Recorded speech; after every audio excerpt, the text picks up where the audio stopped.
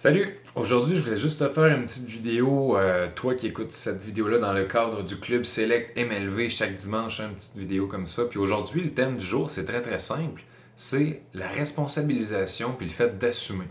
Écoute, je suis certain qu'à un certain moment dans ta vie, tu t'es dit Hey, ça c'était une mauvaise idée, ça c'est une mauvaise décision ou quel choix d'imbécile que j'ai fait là.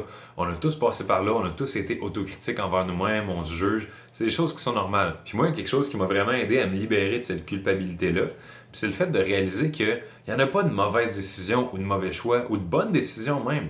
Il y a juste les conséquences positives et les conséquences négatives.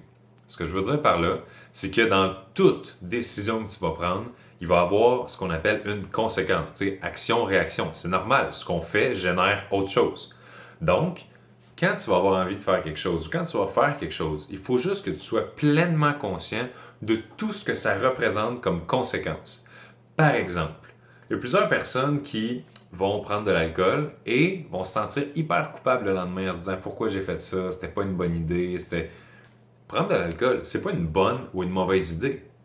Ce qui est pas une bonne idée, c'est d'en prendre sans être conscient des conséquences.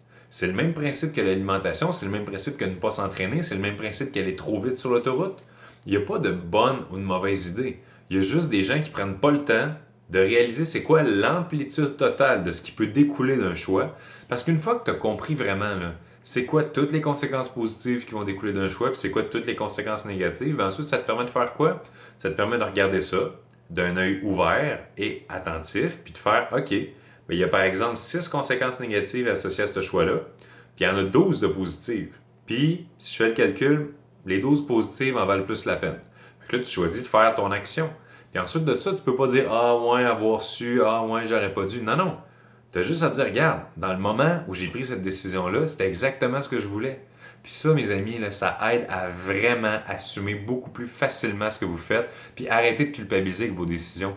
À partir du moment où vous allez juste être pleinement conscient des pour, des contre, puis vous choisissez d'agir quand même, vous allez voir, vous allez être libre. Parce que ce qui va vous arriver, ça va être ce que vous allez avoir choisi.